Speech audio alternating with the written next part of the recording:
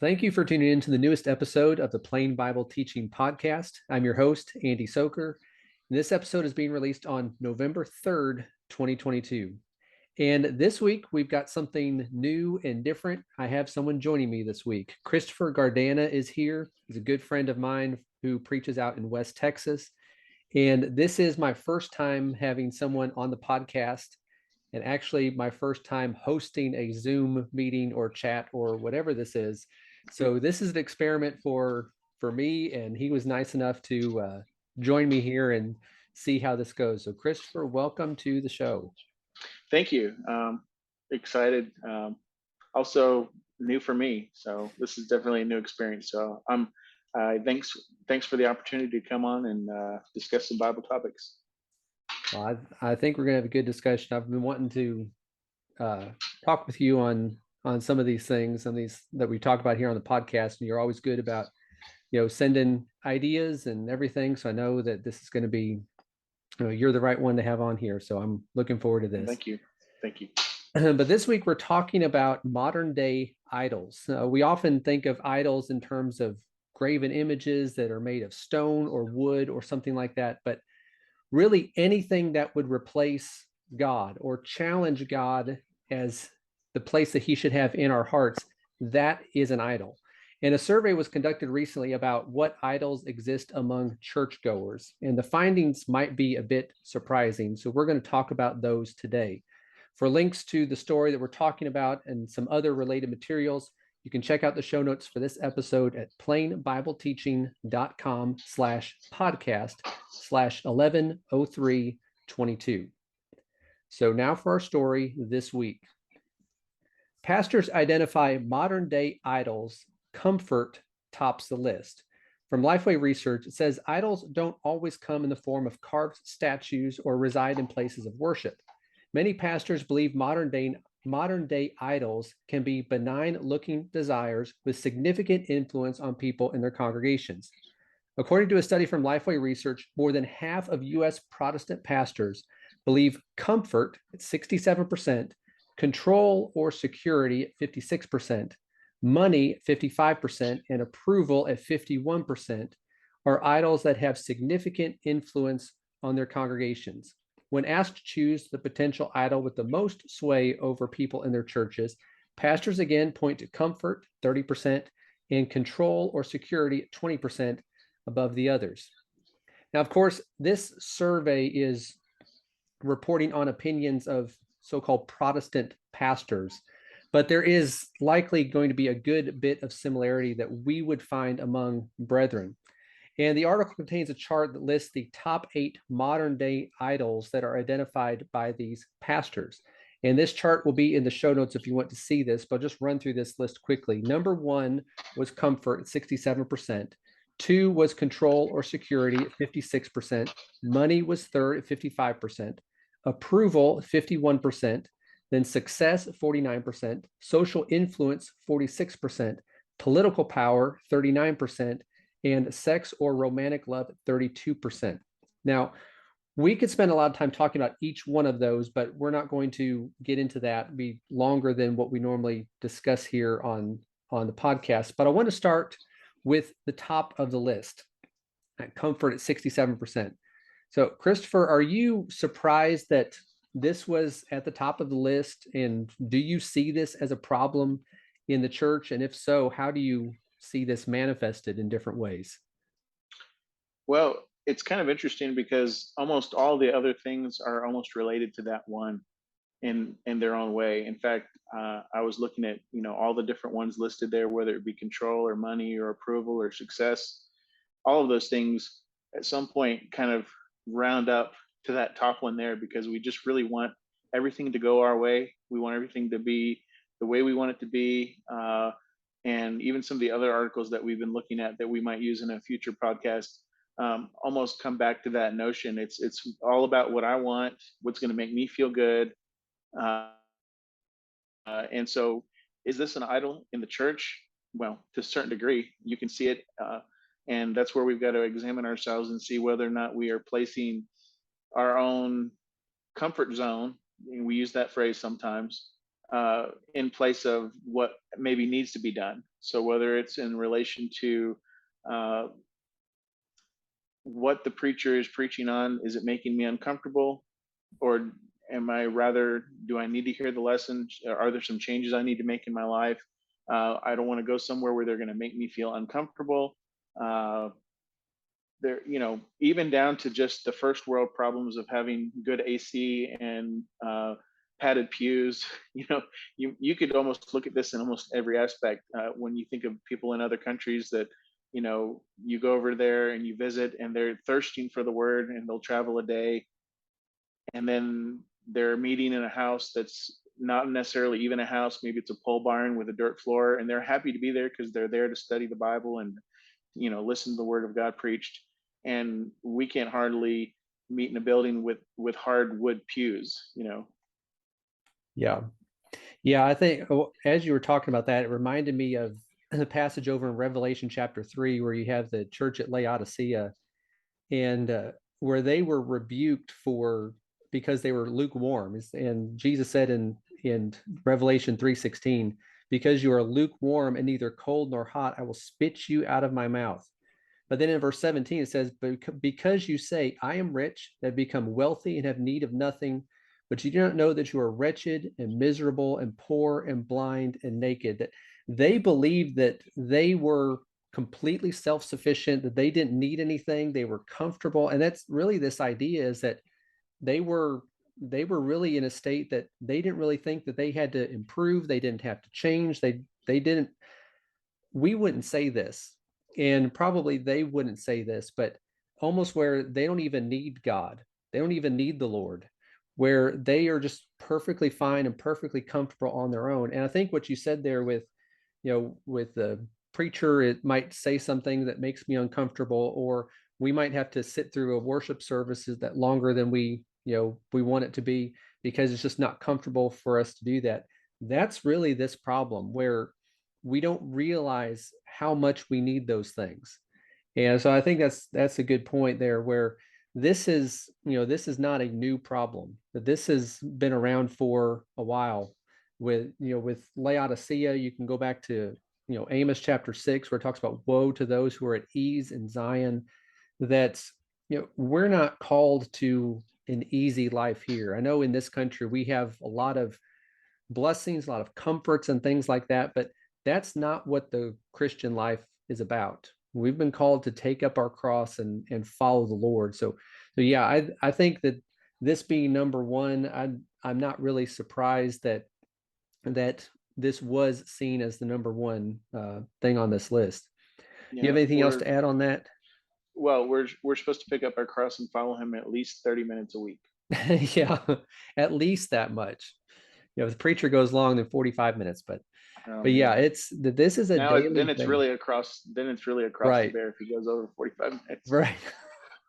If I'm preaching, maybe it is going to be, but yeah, this is a daily thing, that we're not called for comfort, but we're called to follow Christ, whatever that entails. And that's One sometimes going to one make us uncomfortable. one other thought too is, even as it relates to the work of the church, there are going to be some things that need to be done don't that are not comfortable. Whether it be church discipline, or even before it gets to that point, just having a conversation with somebody about a subject that you're probably awkward talking about, and they might even be more awkward. And instead of going past that and making those relationships stronger, uh, you know, uh, you know, Yeah. it's out of my comfort zone. I'm going to let the preacher handle that, or the elders, or whoever. Or just pretend like, or hope the problem goes away. And, Yeah. whenever you let problems like that fester and, act like they're just going to, just nothing's going to come of it, they tend to build. And, But we and want to so, keep our comfort. We at all right. costs, and that goes along with these others, like for social influence or approval. Hmm. These are all kind of intertwined. Yeah. Yeah, definitely. I think all of this, I think you're right when you started that, what you were talking about, where all of these are related really in one way or another to that comfort. But as we go on here, I wanted to ask this question.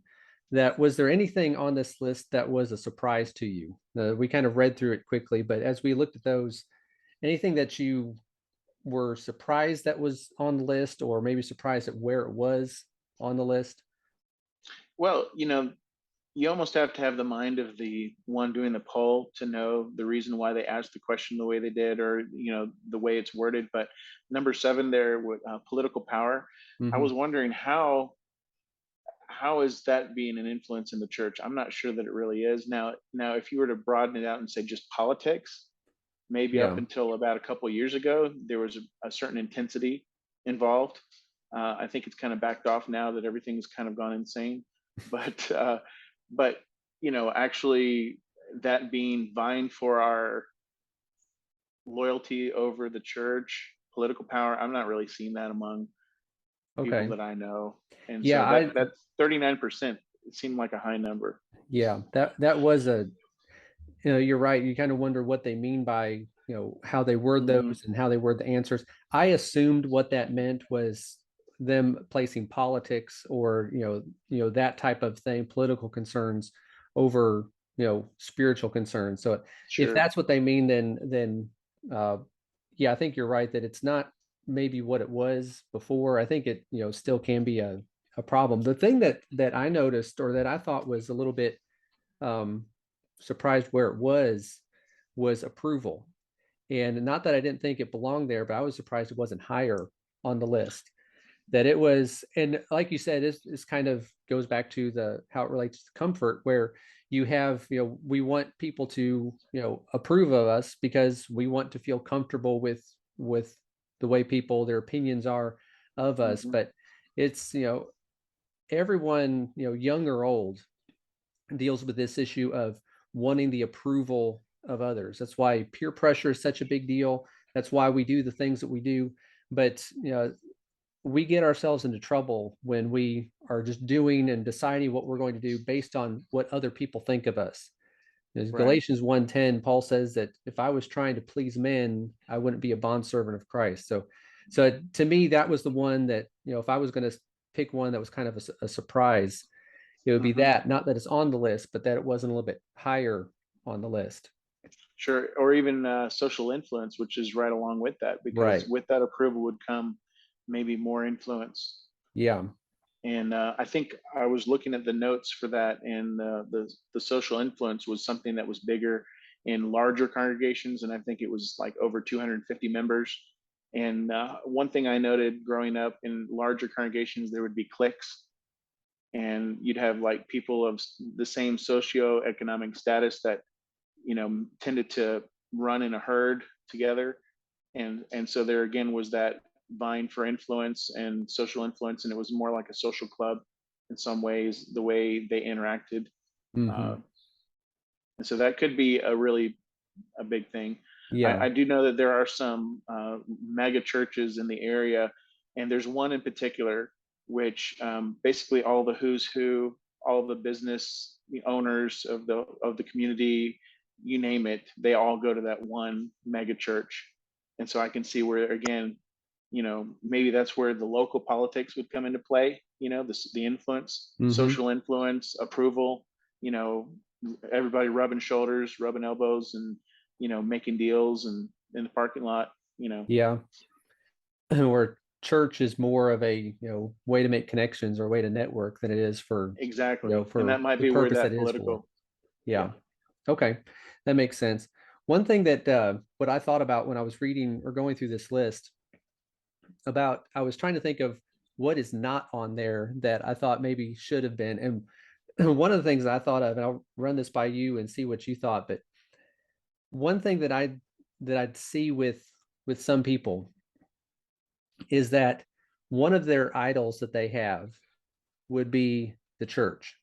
And when I say that, I don't mean the church as in the Lord's church, but I mean their church. Because Mm, we know it's important that, or not just important, but vital that we are assembling with the church, as Hebrews 10:25 tells us, that we are to be an active member of the church, as every part in Ephesians 4:16, every joint supplies causes the growth of the body. So we need to be part of the church, we need to be assembling, we need to be active.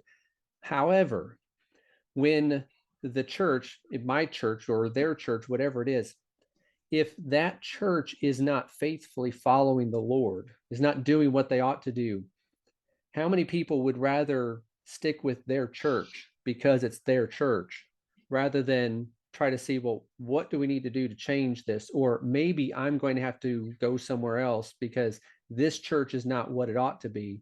And I need to be somewhere that is trying to do what is right and trying to stand for the truth. So that was one thing I thought of. I don't know if you think I'm off base on that or not. Wow, that is actually a really good one. And I can give you an example.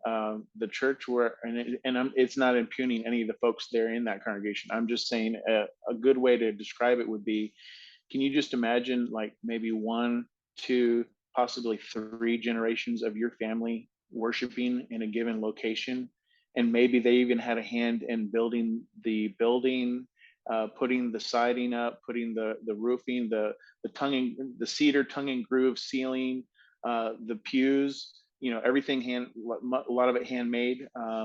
The congregation I grew up in, I can think of great aunts and uncles that had a hand in actually physically building the building, and there's a lot of heritage there if you think about it. And can you just imagine, if you've been going there your whole life, you may be wed to the building, you may be Mhm. wed to the structure, because there's so many memories and so much sentimentality, involved in that. And I might have to go down the street to another building, and it's not home. That building is home. And those Right. folks that I've known for many generations, that's home, that's family. And maybe they're not all right, but that's my family, and I'm going to stay there no matter what. And I can see that as an influence in the Lord's church. Yeah. Yeah, that was that was one thing that, I don't know how many people would answer that way, or really, these pastors who are answering the question, answering the survey. I don't know how many of them would point to something like that, but I just it just seems like, there's a tendency to, just want to, and really this goes back to the comfort thing that we were talking about, Mhm. that we're comfortable with the status quo, that we've Sure. always been here, these are our people, that this is, as you said, sometimes, Mhm. you have, ourselves or even family members who had a part in building the actual Mhm. building that the church is meeting in, that's, that we feel like that is the place we need to be. And if there are problems, if there are things that need to be corrected, and it doesn't mean we should jump ship at the first sign of trouble. We can try to, stick No. around and try to help. But when it gets to the point where, there's no fixing this, or where we don't have the influence to do that, you know, we, you know, we might be tempted to just, well, just ignore all this and stick around because this is my church, rather than thinking, well, what would the Lord want, and where's his church? And maybe I may need to make sure that I'm with people who are part of his church. Sure, and that just shows you where, either conviction or lack thereof will enter in. If you know that you're not going to have an influence on these folks, and as much as you may love them, and you're not willing to say, well, this practice or whatever it is not scriptural, and I can't endorse this, I can't, bid Godspeed, then, I may it may be hard, but it depends. Jesus says, if you love father, mother more than me, you're not worthy of me. And he lists a whole bunch of different loved ones there. And he says, you need to, you're not, you're denying me, Yep. and some people won't do that. My wife's grandfather, he preached overseas after he got married and moved away, and many years later he moved back, or got to visit the area, and the same congregation where he grew up was no longer practicing the same things that they were when he was there, and so he could no longer worship there because they had, incorporated a lot of new unscriptural practices. And they're good folks and they're wonderful, and if they were watching this video, to you know I love them, but there's some things which they practice which are not scriptural. And he had to make a choice not to worship there, and yet there's still family that have been there since he left back in the early, what is it, early 50s or 60s. Yeah. He's passed away now, but the same family, same family property, and they're still going to the same church building, but the practices are not the same as they were back in the 50s and 60s. Yeah. Well, and that's just another reminder, it kind of gets a little bit off topic. We won't get into it now here, but Sure. the churches do not stay the same. Hmm. And the church that is sound now, or maybe was sound a generation ago, may not be in the future. And So we can't let it be an idol. We can't right. let it be where we're going to stay here and just dog it. And Yeah. we've got to be willing to say, as for me and my house, we will serve the Lord, and it doesn't matter where it is. It's just going to be in spirit and in truth. Right. Yeah. So all of these idols that, we've talked about here, or ones that also on the list that we didn't really discuss, all of those are things that I believe that we do need to watch for, and we do need to be careful for. Us. John ended his first letter in 1 John 5:21 with the admonition to little children, guard yourself from idols. And as we talked about, these may not be carved out of wood or stone, but they could be just as damaging to our spiritual well-being, because it means we are putting something ahead of God or in the place of God in our hearts or in our allegiance or in the things that or what we're loyal to. And Jesus said in Matthew 6:24 that no one can serve two masters. So we need to make a choice whether we're putting comfort over God, we're putting the church that we happen to be a part of over being faithful to the Lord, whatever it might be. We need to make sure that we are following God completely and not allowing these things to stand in the way. So do you have anything to add before we close out today? I was just thinking of what Paul said in 2 Corinthians chapter 13 and verse 5, where he said to test yourselves to see if you're in the faith. Examine yourselves, or do you not recognize this about yourselves, that Jesus Christ is in you, unless indeed you fail the test. And so we must be willing to examine ourselves. And if any of these things are having an effect in our life, we need to be willing to examine it, point it out, and deal with it, and not allow those things to take away our affection and our loyalty to God. I mean, because that's the whole point. These are modern day idols that we're worshiping at the expense of our service and faithfulness to God. Right, right. Good points. Well, that's all for this week. Thank you for listening to the Plain Bible Teaching Podcast. I hope you found this to be interesting, informative, and helpful. For links to the story we talked about and some other relevant links that I'll include in there also, you can visit the show notes for this episode at plainbibleteaching.com/podcast/110322. And I didn't mention this earlier, but we are also trying something new since we're recording this on Zoom. We've got the video, so I'll also be posting this on the Plain Bible Teaching YouTube channel. So if you want to look at our smiling faces, then you can check it out on YouTube. And if you have a moment to rate and review the podcast or share it with others who you think would be interested in this, that would be appreciated.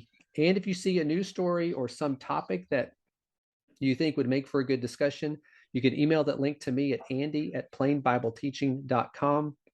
I always enjoy and appreciate getting those suggestions. But thanks again for listening, and I hope to talk to you again next week.